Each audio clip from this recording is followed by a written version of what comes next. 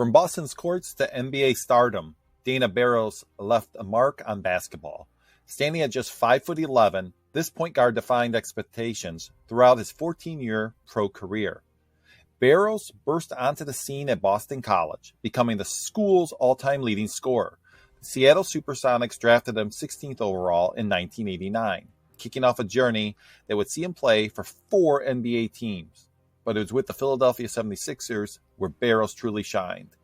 In the 94-95 season, he averaged an impressive 20.6 points per game, earning his first and only All-Star selection. Known for his deadly three-point shooting and quick handles, Barros finished his career with over 8,000 points and 2,000 assists.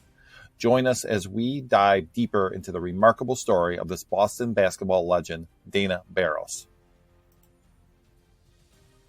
Dana Barros arrived at Boston College in 1985, possessing unlimited range and a lightning-quick release. From day one, it was clear that BC had landed a special talent. As a freshman, Barros wasted no time making his mark. Averaging 13.7 points per game, he was named Big East Conference Freshman of the Year, and he also led BC to the NCAA tournament. In his sophomore year, Barros took his game to another level. Scoring average jumped to 21.9 points per game, and he also shot an impressive 48.7% from the field. The 1987-88 season, his junior year, saw Barros truly explode. He averaged 22.4 points per game, and he was first team All-Big East. Barros saved his best for his senior year. He erupted for 23.8 points per game, led the entire Big East in scoring, again named first team All-Big East, and he earned third team All-American honors. Barros had an incredible Boston College career. He scored 2,342 points, averaged 20.7 points per game. He ranked second all-time in Boston College scoring, and he set a BC record with 87 consecutive games scoring in double figures. Dana Barros left Boston College as one of the most prolific scorers in school history. His combination of long-range shooting, quickness, and scoring instincts made him nearly unstoppable at the college level. His performance at BC set the stage for a successful 14-year NBA career, where Barros continued to be a dangerous scoring threat. In 1989, the Seattle SuperSonics selected Dana Barros with the 16th pick in the first round of the NBA draft. Barros was one of the shortest players in the league, but he was about to prove that height isn't everything in the NBA. Barros' rookie season was a bit of a roller coaster. He played in 67 games, averaging about 14 minutes per game. His scoring average was modest at 4.1 points per game, but he showed flashes of the sharpshooting ability that would later define his career. In his second season, Barros started to find his rhythm. His playing time increased slightly to 15.7 minutes per game, and his scoring jumped to 7.8 points per game. He also improved his three-point shooting, hitting 35.5% from beyond the arc. However, Barros was still fighting for minutes in a crowded backcourt that included veterans like Nate McMillan. Barros' third year with the Sonics was when things really started to click. His playing time jumped to 21.2 minutes per game, and he responded by nearly doubling his scoring output to 13.3 points per game. But it wasn't just about the numbers. Barros was developing a reputation as one of the league's deadliest three-point shooters. He shot an impressive 41.1% from three-point range this season, ranking him among the league's best. In what would be his last season with the Sonics, Barros continued to improve. He played 22.3 minutes per game and averaged 9.5 points. His three-point shooting remained stellar at 40.3%. However, despite his improvements, Barros still found himself in a limited role. The Sonics had a deep roster, and head coach George Karl often prioritized defensive-minded players in his rotation. While Barros' time in Seattle might not have been as prominent as he'd hoped, it laid the foundation for his future success. He developed his shooting touch and learned to maximize his impact in limited minutes. In the summer of 1993, the Sonics traded Barros to the Charlotte Hornets, who then immediately dealt him to the Philadelphia 76ers. It was in Philly where Barros would have his breakout season, making the All-Star team in 1995. In his first season with the Sixers, Barros showed flashes of brilliance, averaging 13.3 points per game, but it was the 94-95 season where he truly exploded onto the scene. Barros became a scoring machine, dropping 20.6 points per game. His three-point shooting was off the charts, hitting 46% from beyond the arc. Remember, this was before the three-point revolution. Barros was ahead of his time. But it wasn't just scoring. Barros dished out 7.5 assists per game, showing he could run in the offense as well as anyone. He was a complete player, contributing 3.3 points per game too. Not bad for one of the shortest guys in the league. The play earned him a spot in the 95 All-Star Game. The crowning achievement of his career, Barros became just the third player in NBA history to average 20 points and 7 assists while shooting 50% from the field and 40% from the three-point range for an entire season. Now, it's worth noting that the Sixers weren't exactly title contenders during his time. In fact, they were pretty bad, winning just 24 games in the 94-95 season. But Barros was a bright spot in an otherwise gloomy time for Philly basketball.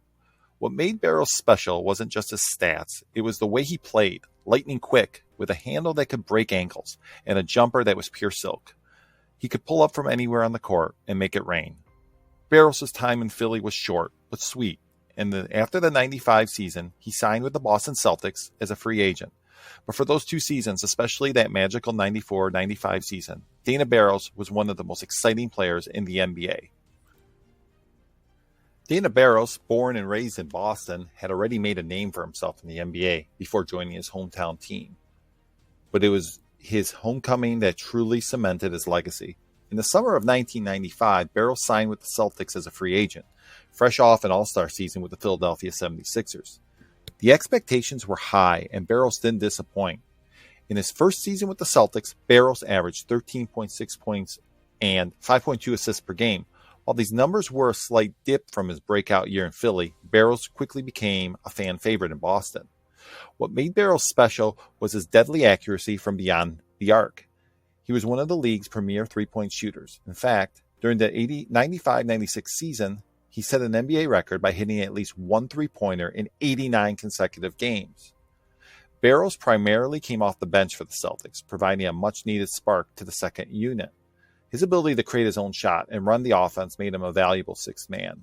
But Barros wasn't just a scorer. His court vision and passing ability made him a true point guard, capable of setting up his teammates for easy buckets.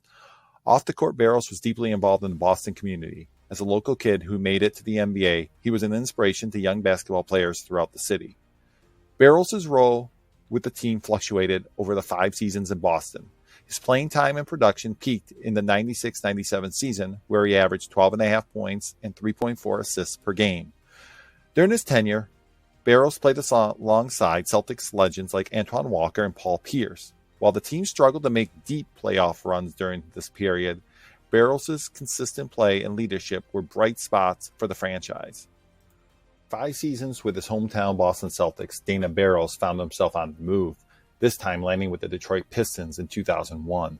The Pistons were a team in transition. They had just drafted Mateen Cleaves and were looking to build around young talents like Jerry Stackhouse and Ben Wallace. The addition of the veteran Barros was seen as a move to add experience in shooting to the backcourt. Barros joined the Pistons midway through the 2000-2001 season, and in 39 games with Detroit that year, he averaged 7.5 points and 2.3 assists per game, shooting an impressive 40.6% from three-point range. While these numbers were down from his peak, Barros still provided valuable minutes off the bench. At 33 years old, Barros was no longer the same player who had been an all-star in 1995. However, his deadly three-point shooting remained a weapon. Barros' ability to spread the floor and provide instant offense made him a useful role player. Barros' role with the Pistons was primarily as a backup point guard and shooting specialist. He could be counted on to run the second unit and provide a scoring punch when the starters needed a rest. Off the court, Barros' veteran presence was valuable to the young Pistons team. His experience and professionalism made him a mentor figure for young players. In the 2001 and 2002 season, Barros' final year in the NBA, his playing time decreased. He appeared in just 21 games, averaged 3.3 points in 11.5 minutes per game. Despite the reduced role, Barros remained a positive presence in the locker room. While Barros' individual numbers weren't eye-popping during his time in Detroit, the team was showing signs of improvement.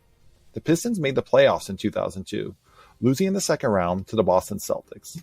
This playoff run laid the groundwork for the Pistons' future success, including their 2004 NBA championship. Dana Barros' last NBA game came on April 17, 2002, against the Boston Celtics. While Dana Barros' stint with the Detroit Pistons wasn't the most prolific part of his career, it showcased his ability to adapt and contribute in different roles.